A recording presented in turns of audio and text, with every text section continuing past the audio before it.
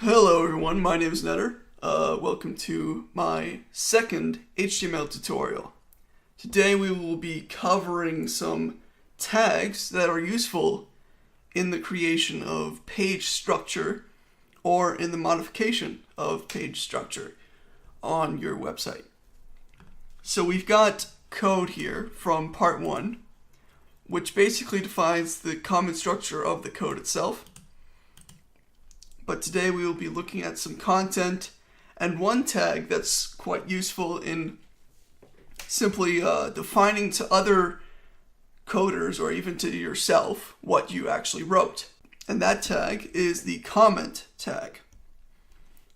Some people might not actually consider it a tag more than it's just a common element of HTML. And it goes like this. You have your opening bracket, which is the less than sign. Then you have an exclamation mark and 2 dashes.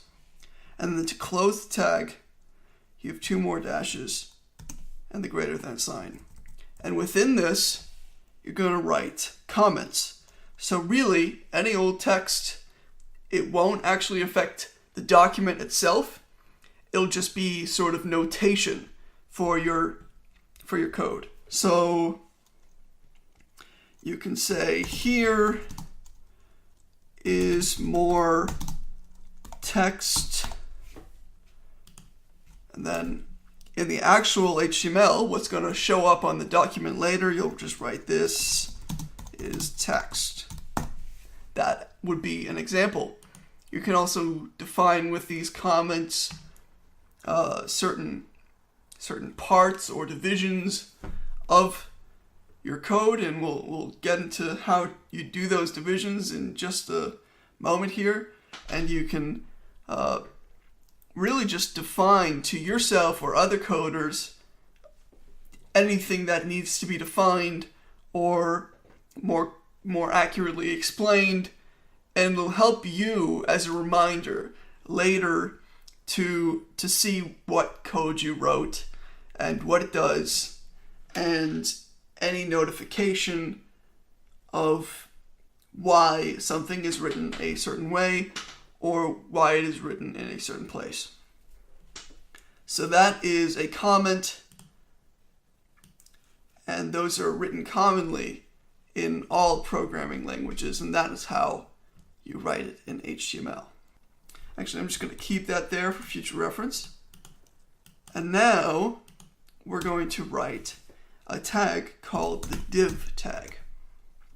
And what the div tag is, it is simply a structural divider or a division. It is a part of your HTML code, more commonly a part of your body code, that either defines or kind of outlines a certain part of your website. So let's say this is text part. It's one of these divisions or dividers. We reload our page here. You'll see this is text, but you won't actually see the div tag doing anything except it will create its content on a new line, and it will also require the next content to be on a new line if that content is in a new div. So that is something that it will do. You can also read up more on divs if you want to, but they're quite complex, and we will work with how you can modify the style and kind of the properties of the div later on through our style tags and our script tags. But now I'm just going to show you how you're going to name these divs. You can either do attribute ID or you can do attribute class. And within these quotations, after you've written class, and don't forget your quotations after your attributes, those are important, especially if you're writing XHTML code. So you're going to want to put the name of your div, which will actually be invisible. So let's just write text. And so the text will be within the div called text. You'll be able to use this class later in order to modify the div as well. But as you can see, by removing this quickly, it doesn't make a difference within the document, and then you put it back. It also doesn't. You can give each div a class, or you can even give multiple divs the same class, and then use that class as kind of a common name, so that that all of those divs complete the same function or style, which is very useful. That's divs. The next tag that we'll be looking at is the BR tag. BR. And for XHTML, or for more proper HTML, you're going to want to write BR space slash and then close. That's what it's going to look like. And now I'm going to explain the function of BR. BR is essentially a line space. So if you've written content, the BR tag will delay the next content onto a new line, and if you write multiple BR tags, then there are going to be several line spaces in between these two sets of content. So let's say we write a few more of these, and then you write some new content. Hello. If you reopen this, then you'll see multiple lines in between our old content and the new hello. And of course, we can just write another div here.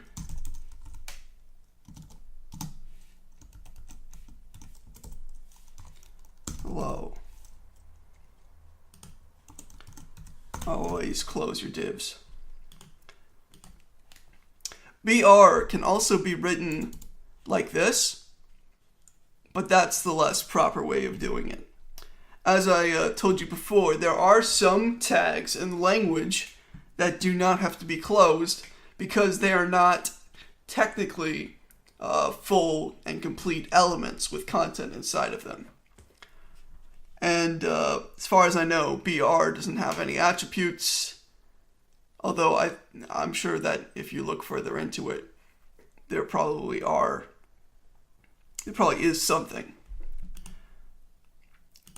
That is the BR tag, the break tag. And you can also put it in between these. And then, as you can see, because there is already a div here, there is no difference in the size between content of the two. In order to actually make a difference, you're going to have to write another one. But if there is no div between one of the contents and the other one not being a div, then one BR will separate them by line. Just if there is a div involved, that div will already have made the difference in terms of making a new line.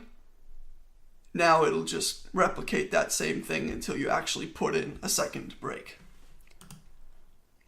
And that's what that will look like. In between these new break tags, we're going to put the HR tag. You're going to want to do the same thing with the space and the slash. And what the HR tag does, it's almost like another divider, but without content within it. It is a line, per se. I think that you can use style attributes in there too, but we'll get into those later. But generally, it is just used the way this way that we've presented it now. Oops. And we'll get into how you can do this in CSS as well later. And that's usually what coders will do. They'll just present this in CSS because, as you can see, it's kind of a wonky line. It has like a not as well defined bottom, and it's a little strange and 90s looking. So that is how you're gonna do a line, and the line will also extend with the page, so it is at 100% width. And you can put these anywhere. You can put these in between your breaks, and they'll present that way too. So those are just some page structural tags that you can use in creating your web page. I hope you found this video helpful, and I will see you in the next one, where we will be discussing how to write and style and organize your text. Thanks for watching.